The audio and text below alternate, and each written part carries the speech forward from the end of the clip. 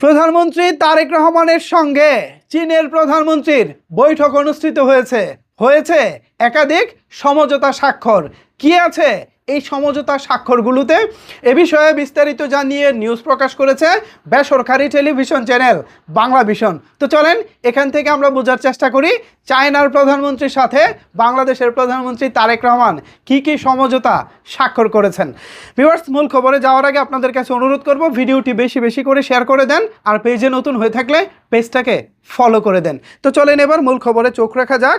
এখানে বাংলা ভিশন এই খবরের শিরোনাম করেছে তারেক রহমানের সঙ্গে চীনা প্রধানমন্ত্রীর বৈঠক, একাধিক সমঝোতা স্মারক স্বাক্ষর।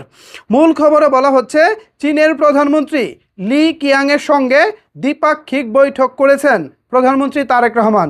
বৈঠকে বাংলাদেশ চীন সম্পর্ক, বাণিজ্য, বিনিয়োগ, অবকাঠামো উন্নয়ন এবং পারস্পরিক স্বার্থ সংশ্লিষ্ট বিভিন্ন বিষয়ে আলোচনা হয়েছে। স্থানীয় সময় বৃহস্পতিবার 25 জুন বিকেল 5টায় বেইজিংয়ের গ্রেট হল অব দ্য পিপলে বৈঠকটি শুরু হয়। প্রায় 45 মিনিট ব্যাপী আলোচনা শেষে সন্ধ্যা 5:45টায় বৈঠক শেষ হয় বলে জানিয়েছেন প্রধানমন্ত্রীর অতিরিক্ত প্রেস সচিব আতিকুর রহমান রুমন। তিনি জানান, বৈঠকে বাংলাদেশের প্রতিনিধি দলের নেতৃত্ব দেন প্রধানমন্ত্রী তারেক রহমান এবং চীনের প্রতিনিধি দলের নেতৃত্ব দেন প্রধানমন্ত্রী লি কিয়াং। বৈঠক শেষে দুই প্রধানমন্ত্রীর উপস্থিতিতে বাংলাদেশ ও চীনের মধ্যে কয়েকটি সমঝোতা স্মারক MOU সই হয়।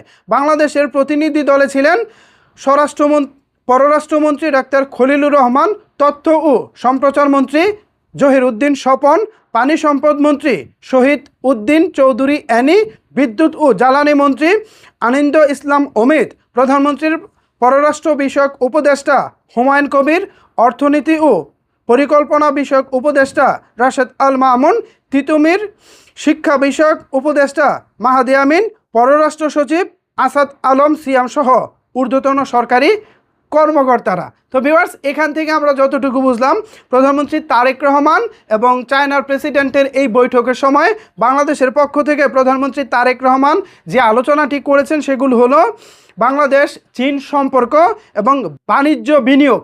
আসলে বাণিজ্য বিনিয়োগের কোনো বিকল্প নেই। আপনারা জানেন বাংলাদেশ চায়না থেকে প্রচুর পরিমাণে ইম্পোর্ট করে, বাট ওই তুলনায় কিন্তু বাংলাদেশ চীনে এক্সপোর্ট করতে পারে না, রপ্তানি করতে পারে না।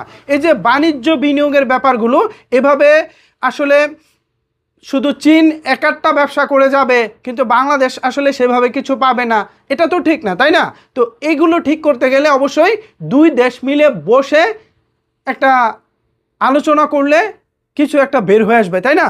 এরপর যেটা হয়েছে সেটা হলো অবকাঠামো উন্নয়ন এবং পারস্পরিক স্বার্থ সংশ্লিষ্ট বিভিন্ন বিষয়ে আলোচনা। অবকাঠামো উন্নয়ন বলতে এই যে বাংলাদেশে আপনার কর্ণফুলী টানেল হয়েছে, এই অবকাঠামো উন্নয়নে কিন্তু চীনের অংশীদারিত্ব ছিল। আমাদের যে পদ্মা সেতু হয়েছে, এই পদ্মা সেতুতে চীনের অংশীদারিত্ব ছিল। এছাড়া বাংলাদেশে যে বড় বড় মেগা প্রজেক্ট আছে, সামনে হয়তো বা 30টা মেগা প্রজেক্ট হতে পারে, এই প্রজেক্টেও যতটুকু শুনেছি চীনের ইনভলভ থাকতে পারে, চায়নার কাজ থাকতে পারে। সো সব কিছু মিলিয়ে বাংলাদেশের অবকাঠামো উন্নয়নে চীনের অংশীদারিত্ব হলে আমার মনে হয় বাংলাদেশের টেকসই উন্নয়ন হবে। শুধু উন্নয়ন করলেই হবে না, উন্নয়নগুলো যেন টেকসই হয়। এই যে আপনারা এখন বর্তমানে আধুনিক মালয়েশিয়াটাকে দেখেন, এই আধুনিক মালয়েশিয়ার রূপকার, এই আধুনিক মালয়েশিয়াকে গড়ে দেওয়া, এগুলো কিন্তু সবই চায়নার হাত ধরে হয়েছে।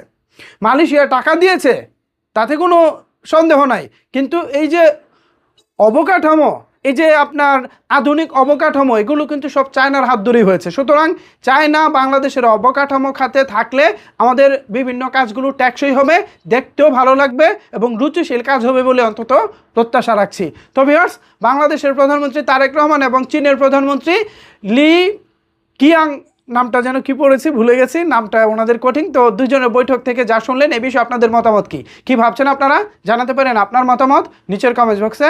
ধন্যবাদ সবাইকে এতক্ষণ আমার সাথে থাকার জন্য।